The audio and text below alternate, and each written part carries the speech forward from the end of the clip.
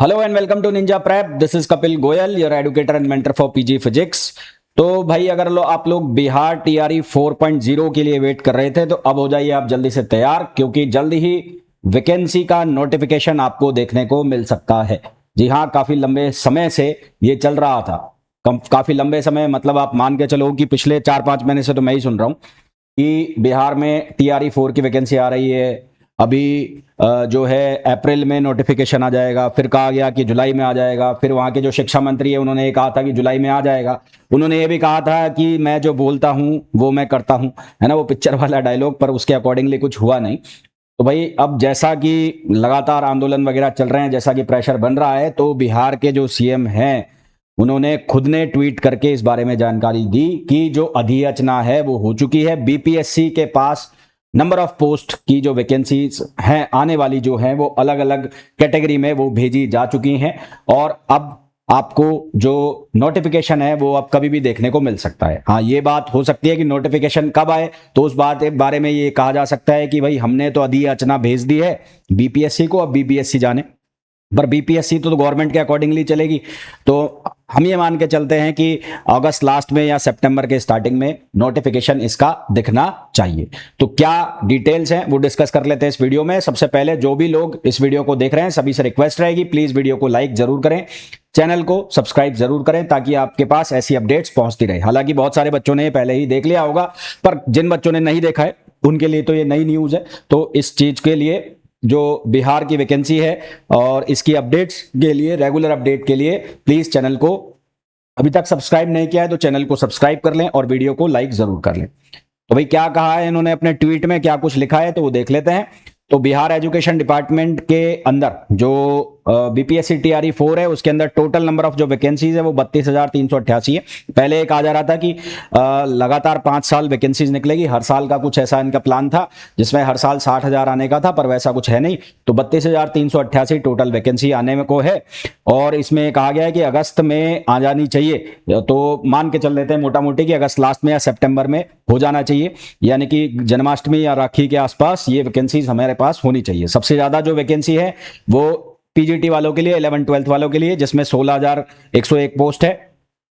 TGT के लिए 3,877 post है। उसके अलावा जो टोटल पोस्ट है उसमें 9-10 के लिए 3,877 और 11-12 के लिए 16,101 और 1 से 8 यानी कि पहली से 8वीं क्लास के लिए 12,410 पोस्ट है। ये टोटल नंबर ऑफ पोस्ट आई है, ठीक है।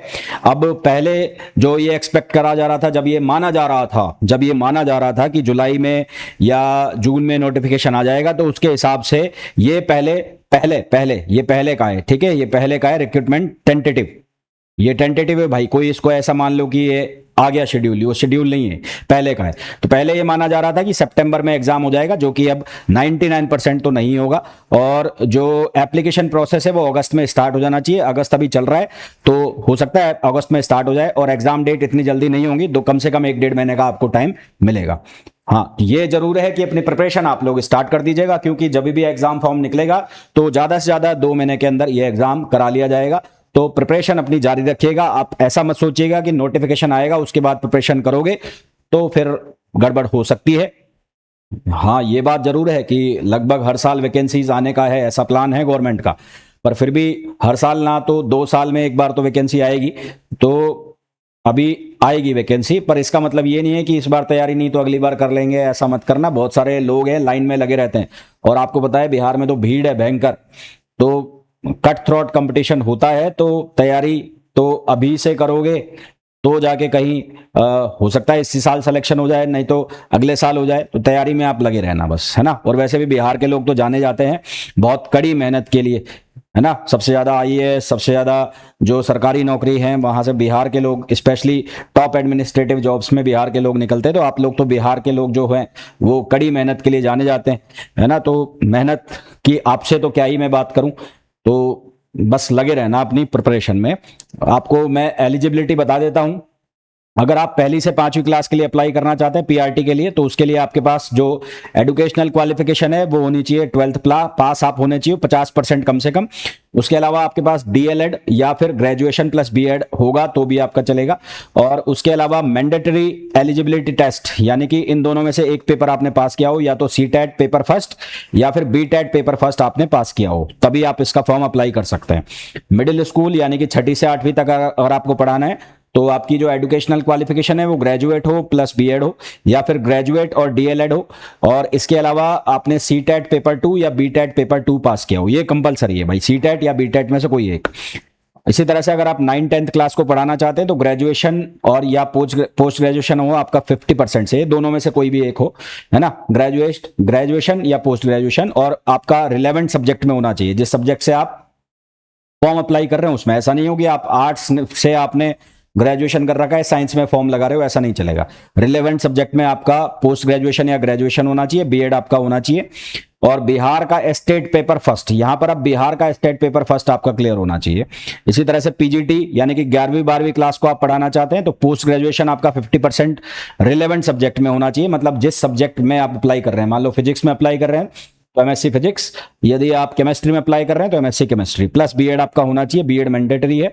और बिहार का स्टेट पेपर 2 आपका क्लियर होना चाहिए, बिहार का स्टेट पेपर 2 क्लियर होना चाहिए, ये मैंडेटरी रिक्वायरमेंट है। अगर ये जो टेट वाले पेपर हैं, स्टेट वाले पेपर हैं, ये क्लियर नहीं होंगे तो फॉर्म अप्लाई नहीं किया जा सकता।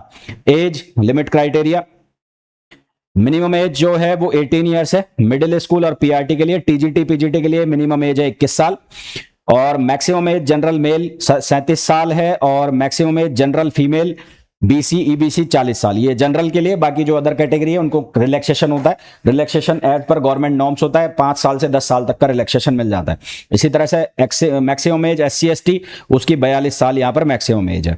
अच्छा, कुछ एक इंपॉर्टेंट कंडीशन रूल में आपको बता दूं, यदि आप टीजीटी और पीजीटी के लिए अप्लाई कर रहे हैं तो आपकी जो ग्रेजुएशन और पोस्ट ग्रेजुएशन है और जो आपका स्टेट क्वालिफाइंग पेपर है वो एग्जैक्टली मैच करना चाहिए उसी सब्जेक्ट से जिससे आप अप्लाई कर रहे हैं। मान लो आप फिजिक्स से अप्लाई कर रहे हैं तो आपका स्टेट का जो पेपर है वो फिजिक्स में ही होना चाहिए, है ना, ऐसा नहीं कि मैथ्स में दे रखा है। स्टेट क्वालिफाइंग का मतलब ये नहीं कि कुछ में भी क्वालिफाई कर लिया, उसी सब्जेक्ट से आपका मैच करना चाहिए। ये टीजीटी पीजीटी पोस्ट के लिए मैंडेटरी है ना, तो इसको आप एक बार देख लेना। और इसके अलावा एस्टेट और टेट अगर आपके पास नहीं है तो इसका एग्जाम्शन आपको नहीं मिलेगा। आप सोचो कि आपने टेट पास नहीं किया हुआ, स्टेट पास नहीं किया और आप सोच रहे हो कि आपको एग्जाम्शन मिल जाएगा, तो किसी भी तरह का कोई एग्जाम्शन नहीं है। क्वालिफाइंग जरूर होना चाहिए आपका, या तो सीटेट या बीटेट या एस्टेट, ये कंप्लीटली मैंडेटरी है। तो it is all about Bihar TRE 4.0। तैयारी अपनी जारी रखिएगा, जल्दी ही वैकेंसी आपको देखने को मिलेंगी। बिहार पीजीटी के लिए और टीजीटी के लिए बैच जल्दी ही लॉन्च होने वाले हैं। साथ ही साथ यूट्यूब पर भी इसके जो पीवाईक्यू क्वेश्चंस की सीरीज है वो जारी होने वाली है।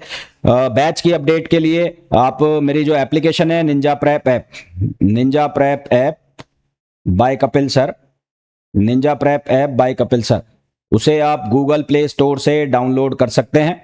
और अगर आप iOS यूजर हैं, ये गूगल प्ले स्टोर पर है ना, गूगल प्ले स्टोर पर बैच यहां पर आपको अपडेट मिल जाएगी कब स्टार्ट होना है। और उसके अलावा अगर आप iOS यूजर हैं तो उसका लिंक डिस्क्रिप्शन में दिया हुआ है। इसके अलावा आप यूपी पीजीटी यूपी टीजीटी के लिए प्रिपरेशन कर रहे हैं तो उसका बैच ऑलरेडी स्टार्ट है। अब तो टीजीटी का जो सिलेबस है वो भी पीजीटी वाला हो गया। पीजीटी वाले में कह रहे हैं कि असिस्टेंट प्रोफेसर का सिलेबस होने वाला है, पर अभी तक तो ऐसा कुछ देखने को मिला नहीं, अभी तक वही पुराना सिलेबस है। कुछ होगा तो मैं आपको बता दूंगा। बाकी ऐसी अपडेट्स के लिए इस चैनल के साथ जुड़े रहिए। वीडियो को लाइक नहीं किया है, वीडियो को लाइक कर दीजिए। चैनल को सब्सक्राइब नहीं किया है, चैनल को सब्सक्राइब जरूर कर दीजिए। मिलते हैं नेक्स्ट वीडियो में।